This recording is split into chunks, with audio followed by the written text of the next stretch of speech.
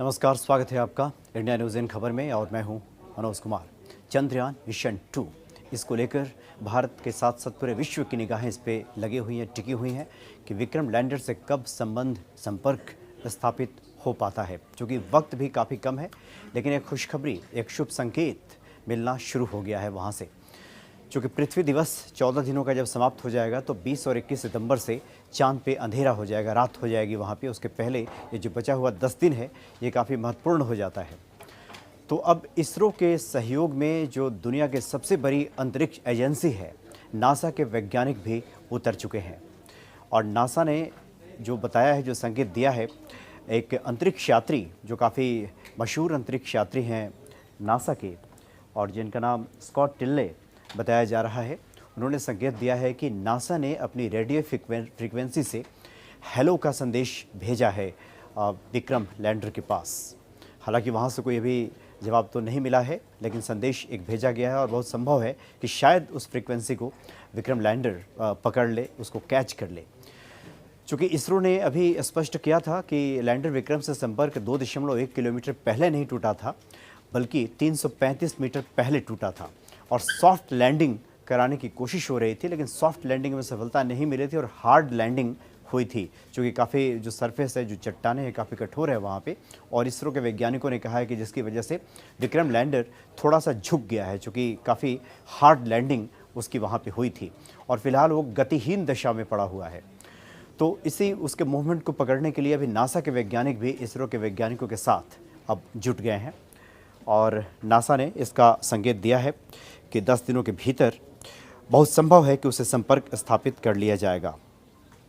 एक radio frequency भेजा है नासा ने और नासा ने कहा है कि JPL विक्रम से गहरे अंतरिक्ष नेटवर्क यानी डीप स्पेस नेटवर्क DSN के जरिए संपर्क स्थापित करने की कोशिश हो रही है, जिसके लिए इसरो सहमत है और विक्रम से संपर्क स्थापित करने की उम्मीदें दिन ब दिन, चूँकि काफ़ी हमने बताया कि समय कम है, मुश्किल से 9-10 दिन बचा हुआ है, चूँकि चांद पे अंधेरा हो जाएगा। इसलिए इतने दिनों में जो नासा के वैज्ञानिक हैं अब इसरो के वैज्ञानिकों के साथ मिलकर काम करने लगे हैं।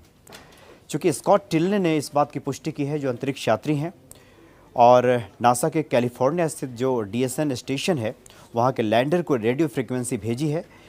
और टिल्ले के बारे में सभी जानते हैं कि 2005 में उन्होंने गुम हुए नासा के एक जासूसी उपग्रह का पता लगाया था, तो उनके अनुभवों का लाभ लिया जा रहा है।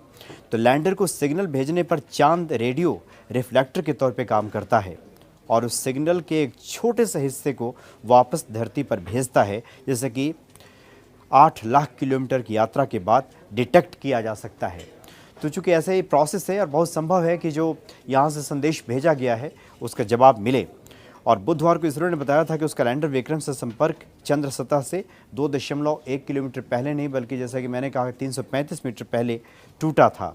तो उसके बाद एक प्रबल संभावना दिखाई दे रही है, क्योंकि जो वैज्ञानिक शब्दावली में उसको बताया है, नासा ने समझाया है कि किस प्रकार से यहाँ से संदेश भेजा गया है और वो चांद के पास संदेश पहुँचता है और वहाँ से विक्रम लैंडर के पास जाकर वहाँ से रिफ्लेक्ट होकर 8 लाख किलोमीटर की यात्रा तय करके उसके बाद फिर पहुँचता है नासा के पास। ये जो टेक्निक है इसका इस्तेमाल नासा ने किया है। तो कुछ शुभ संकेत वहाँ से मिलने शुरू हो गए हैं, जैसा कि मैंने जिक्र किया, उसको संक्षेप में बताएं तो पहला ये कि सॉफ्ट लैंडिंग नहीं हो पाई थी, हार्ड लैंडिंग हुई है, जिसकी वजह से विक्रम लैंडर थोड़ा सा झुक गया है।